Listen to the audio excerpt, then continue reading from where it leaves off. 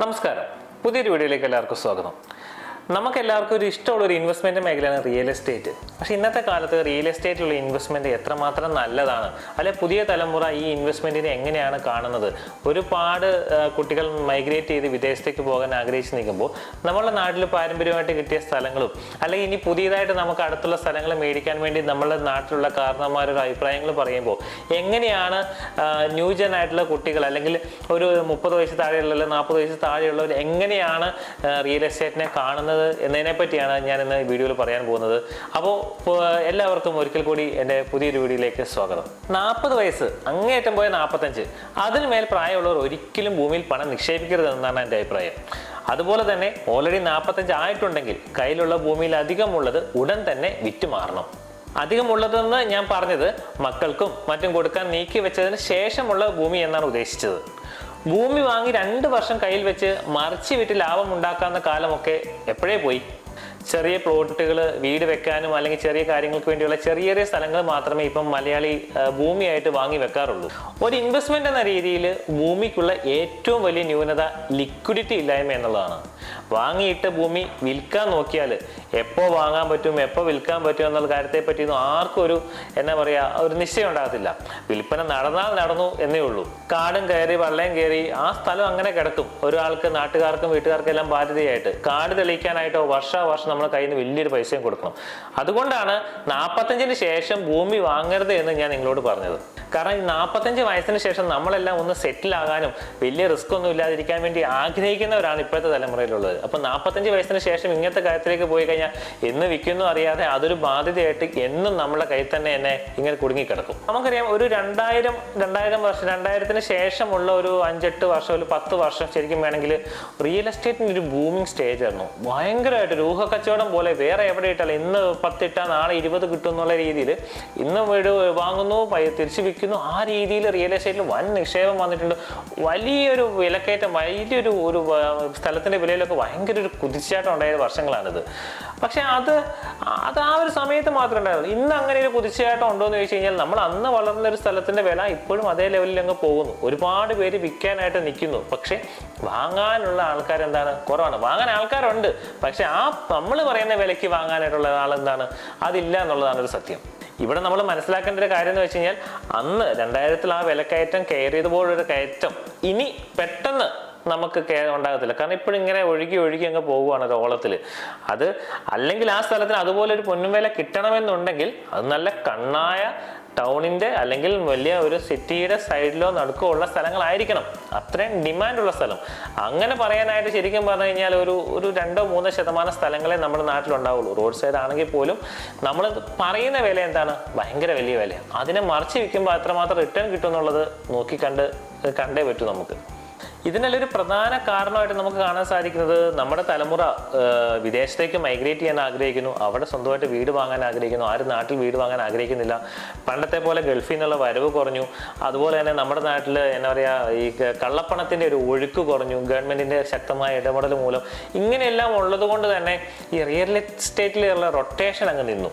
അത് വലിയൊരു ഇത്തരം കാര്യങ്ങളൊക്കെ തന്നെ ശരിക്കും പറഞ്ഞു കഴിഞ്ഞാൽ റിയൽ എസ്റ്റേറ്റിന്റെ ആ ഒരു കുതിപ്പിനെ ശരിക്കും തടയിടുകയാണ് ചെയ്തത്.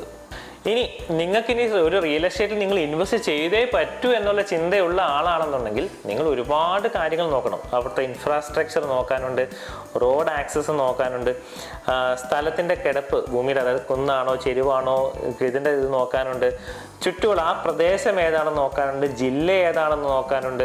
ഇങ്ങനെ ഒരുപാട് കാര്യങ്ങൾ നോക്കിയിട്ട് വേണം ശരിക്കും പറഞ്ഞാൽ ആ ഒരു റിയൽ എസ്റ്റേറ്റിൽ നിങ്ങൾ ഇൻവെസ്റ്റ്മെൻറ്റ് നടത്താൻ. അല്ലാതെ ചാടിക്കയറി ഏതെങ്കിലും സ്ഥലം കണ്ടു അവിടെ പോയി ഇൻവെസ്റ്റ് ചെയ്തതിന് ശേഷം പിന്നീട് ചുറ്റുമുള്ള കാരണങ്ങളോ അല്ലെങ്കിൽ ആ പ്രദേശത്തിന്റെ പ്രശ്നങ്ങളോ അല്ലെങ്കിൽ ഒരു ഡിമാൻഡ് ഇല്ലാത്ത സ്ഥലങ്ങളോ ആണെങ്കിലും ഒന്നുമില്ല. അപ്പം അതുപോലുള്ള നല്ല സ്ഥലങ്ങളിൽ മാത്രമേ റിയൽ എസ്റ്റേറ്റിൽ ഇൻവെസ്റ്റ് ചെയ്യാൻ പാടുള്ളൂ. അതോടൊപ്പം ഒരു കാര്യം കൂടെ ശ്രദ്ധിക്കേണ്ടതെന്ന് വെച്ച് കഴിഞ്ഞാൽ നിങ്ങൾ നിക്ഷേപിക്കാൻ ഉദ്ദേശിക്കുന്ന തുകയുടെ ഒരു 10 അല്ലെങ്കിൽ 20% മാത്രമേ റിയൽ എസ്റ്റേറ്റിലേക്ക് ഇറക്കാവുള്ളൂ. അല്ലാതെ ഒരു വലിയ എമൗണ്ട് ആയിട്ട് നിങ്ങളുടെ ഒരു തുക കംപ്ലീറ്റ് ആയിട്ട് അതിനകത്ത് ഇൻവെസ്റ്റ് ചെയ്യുക എന്നുള്ള ലക്ഷ്യം തൽക്കാലം മാറ്റി വെക്കുന്നതാണ് ഇപ്പോഴത്തെ രീതിയിൽ നല്ലത്. കാരണം അതിൽ നിന്നൊരു ഇൻകം വരുന്നില്ല എന്നുണ്ടെങ്കിൽ നമ്മളുടെ ആ ഫുൾ എമൗണ്ട് ഇൻവെസ്റ്റ് ചെയ്യാൻ ഉദ്ദേശിക്കുന്ന ഫുൾ എമൗണ്ട് അവളുടെ ഒരു വലിയൊരു റിസ്കിലായിരിക്കും നമ്മൾ പെടുക. അപ്പോൾ അതിനെ ഒന്ന് കൺവേർട്ട് ചെയ്തിട്ട് ഇവിടെ ലിക്വിഡിറ്റി ഇല്ല എന്ന് ഞാൻ ആദ്യമേ പറഞ്ഞു. ആ ലിക്വിഡിറ്റി ഇല്ലാത്തത് കൊണ്ട് തന്നെ അതിൽ നിന്നൊരു റിട്ടേൺ എത്രമാത്രം കിട്ടുമെന്നൊന്നും നമുക്ക് പറയാൻ പറ്റത്തില്ല. തലമുറകൾ ഇങ്ങനെ മാറി മാറി വരുന്നതിനിടയിൽ ശരിക്കും പറഞ്ഞാൽ നമ്മൾ സ്ഥലത്തോടുള്ള ഒരു വീക്ഷണവും എല്ലാവരുടെയും മാറി വരണം. മുൻ തലമുറയിൽ പലർക്കും വീട് ഒരു സ്റ്റാറ്റസ് സിമ്പിൾ ആയിരുന്നുവെങ്കിൽ ഇന്നത്തെ തലമുറയിൽ ആ ഒരു സിസ്റ്റം ഇല്ല. എല്ലാവർക്കും വീട് താമസിക്കാനുള്ള നല്ലൊരു സ്ഥലം ഒരു അഭിമാന പ്രശ്നമായിട്ട് ആരും കാണുന്നില്ല. കടമില്ലാതെ ശാന്തമായിട്ട് ഉറങ്ങാനുള്ളൊരു സ്ഥലം. നമുക്കറിയാലോ, നമ്മൾ ഇവിടെയുള്ളവർക്ക് ഇപ്പം എൻ്റെ ഇത് കാര്യം പറഞ്ഞു കഴിഞ്ഞാൽ എൻ്റെ ഇവിടെ എനിക്കൊരു 5-6 ഏക്കർ സ്ഥലമുണ്ട്. എൻ്റെ പപ്പയ്ക്ക് 5-6 ഏക്കർ സ്ഥലമുണ്ട്. പപ്പയുടെ അനിയന് 5-6 ഏക്കർ സ്ഥലമുണ്ട്. ഇവിടെ എല്ലാം മക്കൾ കാര്യം നോക്കുകയാണെങ്കിൽ പപ്പയുടെ അനിയൻ്റെ കാര്യം ഞാൻ പറഞ്ഞു. ഓൾറെഡി അവർ 2 ഓസ്ട്രേലിയയിലാണ്. അവർക്ക് ഇവിടെ ഈ ഒരു 6 ഏക്കർ സ്ഥലം ഉണ്ടായിട്ട് പ്രത്യേകിച്ച് കാര്യമൊന്നുമില്ല.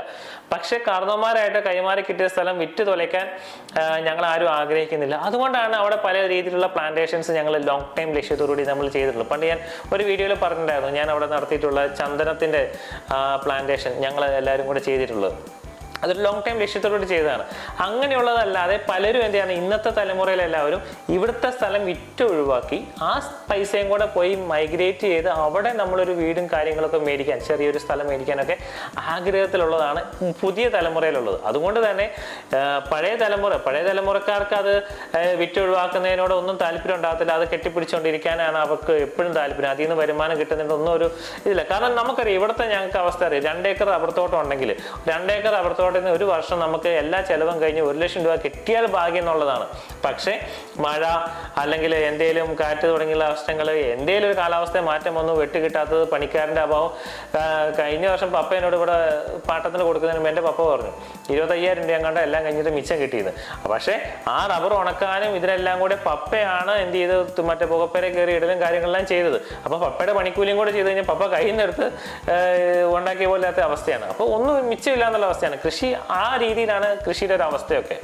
എന്തൊക്കെയാന്ന് പറഞ്ഞാലും ഇന്നത്തെ തലമുറയിലുള്ളവർ, അതായത് ഇപ്പൊ എൻ്റെ കാരണവന്മാരൊക്കെ ശരിക്കും പറഞ്ഞാൽ എൻ്റെ പപ്പയുടെ ചാച്ചനൊക്കെ ആയിട്ട് ഉണ്ടാക്കിയ സ്ഥലം, അവർക്ക് സ്ഥലവും വീടും കാര്യങ്ങളൊക്കെ എന്നും ഒരു അസറ്റായിട്ട് ഞാൻ പറഞ്ഞ പോലെ ഒരു വികാരമായിരുന്നു. അതൊരു അഭിമാന കാര്യങ്ങളായിരുന്നു. പക്ഷെ ഇന്നത്തെ തലമുറയിൽ ഇനിയിപ്പം എൻ്റെ തലമുറ വന്നു, ഇപ്പം നമുക്ക് സ്ഥലമുണ്ട്, പക്ഷേ കാരണവന്മാരാക്കി കൈമാറി കിട്ടിയ സ്ഥലത്തിന് നമ്മളത് വിട്ടു തുറക്കാൻ ഞങ്ങൾ ആഗ്രഹിക്കുന്നില്ല. പക്ഷെ നമ്മളുടെ മക്കൾ വരുമ്പോൾ ഇത്രമാത്രം സ്ഥലത്തിൻ്റെ ആവശ്യമില്ല, അല്ലെങ്കിൽ ഇതിനൊന്നും ആവശ്യമില്ല, അത് ചിലപ്പോൾ വിറ്റ് ഒഴിവാക്കി ആ പൈസയും കൊണ്ട് അവർ വേറെ എന്തെങ്കിലും രീതിയിലുള്ള നിക്ഷേപങ്ങളായിരിക്കും ചെയ്യാൻ ഉദ്ദേശിക്കുന്നത്. അപ്പോൾ കാലങ്ങൾ മാറി വരുവാണ്. അപ്പം അതുകൊണ്ടാണ് ഞാൻ പറഞ്ഞത്, നിങ്ങളൊരു 45 വയസ്സ് കഴിഞ്ഞ ഒരാളാണെങ്കിൽ, അല്ലെങ്കിൽ 45 വയസ്സിന് ശേഷം സേഫ് ആകാൻ ഉദ്ദേശിക്കുന്ന ആളാണെങ്കിൽ നിങ്ങൾ ഒരിക്കലും റിയൽ എസ്റ്റേറ്റിനെ പറ്റി ചിന്തിക്കേണ്ട.